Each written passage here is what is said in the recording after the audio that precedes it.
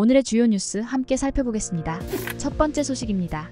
티몬과 위메프의 판매 대금 미정산 사태로 인해 중소기업과 소상공인들의 피해가 커지자 정부가 최소 5,600억 원의 유동성을 즉시 투입하기로 결정했습니다.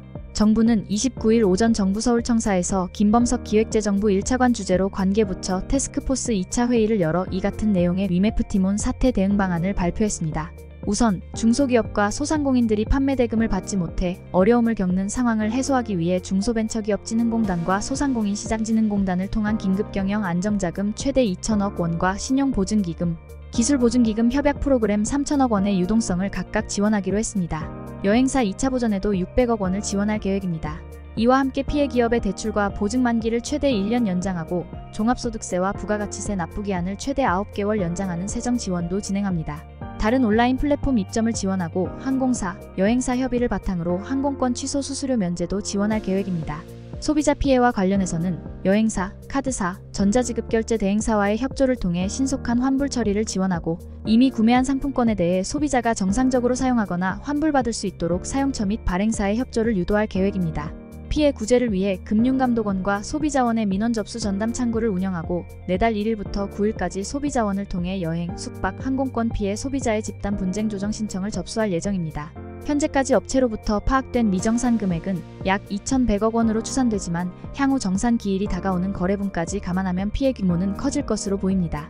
김범석 차관은 이번 사태의 최종적인 책임은 약속한 판매 대금을 지급하지 않은 위메프와 티몬에 있다면서도 정부로서는 선량한 소비자와 판매자가 입은 피해를 지켜볼 수 없기에 가용 자원을 최대한 동원해 피해가 최소화되도록 지원하겠다고 말했습니다. 한편 구영배 큐텐 대표는 티몬과 위메프 정산과 환불 지연 사태의 책임을 지기 위해 자신이 보유한 큐텐 지분 등 사재를 내놓겠다는 입장을 밝혔습니다.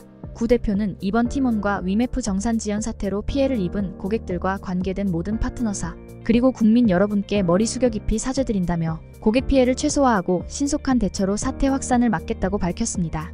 또한 큐텐과 저는 근본 사태에 대한 경영상 책임을 통감하며 그룹 차원에서 가용할 수 있는 모든 자원을 동원하고 제 개인 재산도 활용해서 티몬과 위메프 양사의 유동성 확보를 위해 최선을 다하겠다고 말했습니다.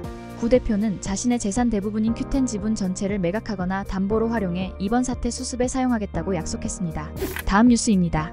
한국 여자 양궁 대표팀이 올림픽 단체전에서 10연패를 달성했습니다. 임시연, 남수연, 전운영으로 구성된 한국 대표팀은 29일 프랑스 파리 레쟁발리드에서 열린 2024 파리 올림픽 양궁 여자 단체전 결승에서 중국과 접전을 펼친 끝에 5대4로 승리했습니다. 여자 양궁 단체전이 정식 종목으로 채택된 1988년 서울 올림픽 이후 9번의 올림픽에서 모두 금메달을 차지한 한국은 이번 대회에서도 우승하며 올림픽 10연패를 달성했습니다. 이는 미국 남자 수영 대표팀의 400m 혼계영 10연패에 이어 근대 올림픽 역사상 두 번째로 기록된 위협입니다. 한국 대표팀은 결승전까지 어려운 상황을 극복하며 금메달을 획득했습니다. 8강에서는 대만을 6대2로 이겼으나 준결승에서 네덜란드에 2대4로 끌려가며 탈락 위기에 몰렸습니다. 하지만 4세트에서 5발의 화살을 모두 10점에 맞추며 분위기를 반전시켰고 슈고프에서는 남수연이 10점을 쏘며 결승 진출을 결정지었습니다. 결승전에서도 한국팀은 먼저 4점을 앞서갔으나 이후 2세트를 연달아 내주며 슈고프로 승부가 이어졌습니다. 남수연이 9점을 쏘고 전운영과 임시연의 화살이 9점과 10점 사이에 걸쳤으나 심판은 이를 10점으로 인정했습니다.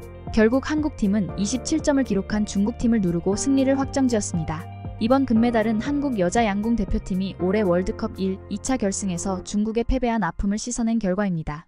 올림픽 경험이 없는 전운영과 남수연의 활약은 이번 금메달로 모든 우려를 불식시켰습니다. 다음 뉴스입니다. 미국 공화당 대통령 후보인 도널드 트럼프 전 대통령은 재선에 성공하면 가상화폐 산업을 적극 육성하고 바이든 행정부의 규제를 완화하겠다고 밝혔습니다.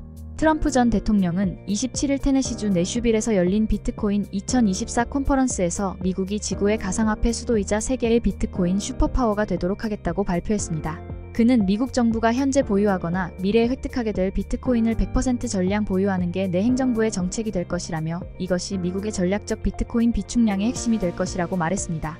연방정부가 현재 보유한 비트코인이 21만 개에 육박해 전 세계 공급량의 1%에 해당한다고 전하며 비트코인을 절대 팔지 말아야 한다고 강조했습니다. 그는 가상화폐를 100여 년 전의 철강산업에 비유하며 가상화폐를 미국에서 채굴하고 만들도록 하겠다고 밝혔습니다.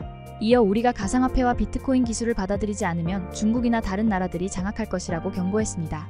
트럼프 전 대통령은 비트코인 시가총액이 은뿐만 아니라 금의 가치를 넘어설 것이라며 비트코인은 달나라로 가고 있으며 난 미국이 그 길을 선도하는 국가가 되길 원한다고 말했습니다.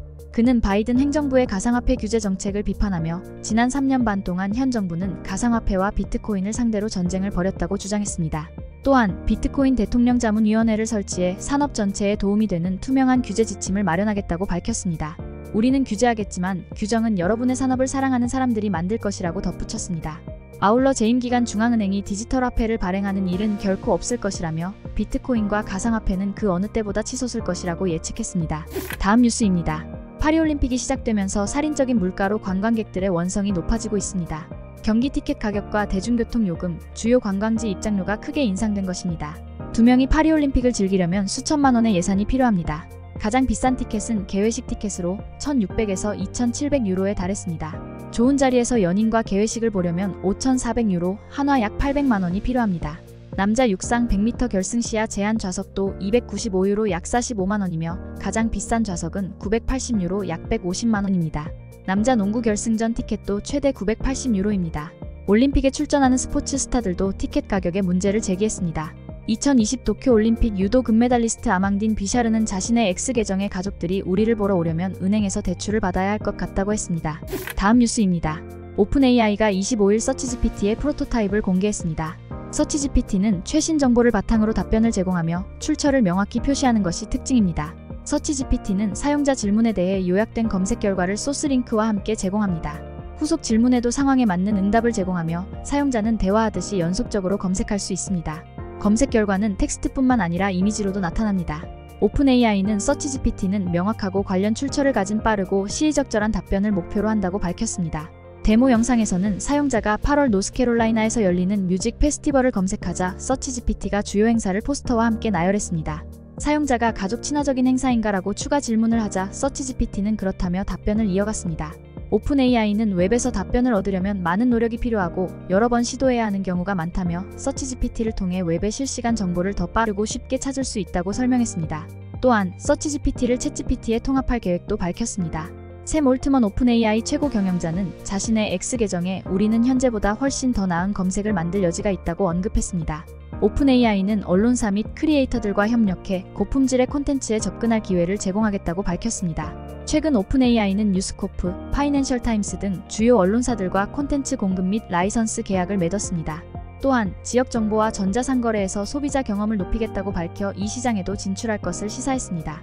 서치GPT가 공개된 날 구글의 모회사인 알파벳 주가는 3.1% 하락했습니다. 이는 오픈AI 등 AI 검색 서비스가 구글을 위협할 수 있다는 우려 때문입니다. 구글의 시장 점유율은 90%에 이르고 있지만 AI의 등장 이후 검색 엔진을 대체할 것이라는 전망이 나오고 있습니다. 그럼에도 불구하고 경쟁사들은 아직 구글의 아성을 넘지 못하고 있습니다. 마지막으로 날씨입니다. 30일 화요일인 내일은 전국에 가끔 구름이 많겠고 수도권과 강원도, 충북은 대체로 흐리겠습니다. 서울, 인천, 경기 남부와 충북 북부는 낮까지, 경기 북부와 강원 내륙산지는 늦은 오후까지 가끔 비가 내리겠습니다. 아침 최저기온은 22에서 29도, 낮 최고기온은 29에서 36도로 예보됐습니다. 전국 대부분 지역에서 최고 체감온도가 35도 내외로 올라 매우 무덥겠습니다. 밤에는 전국 대부분 지역에서 열대야가 나타날 예정이니 건강관리에 유의하시기 바랍니다. 날씨였습니다. 오늘의 주요 뉴스는 여기까지입니다. 구독과 좋아요, 알람 설정은 뉴스 제작에 큰 힘이 됩니다. 시청해주셔서 감사합니다.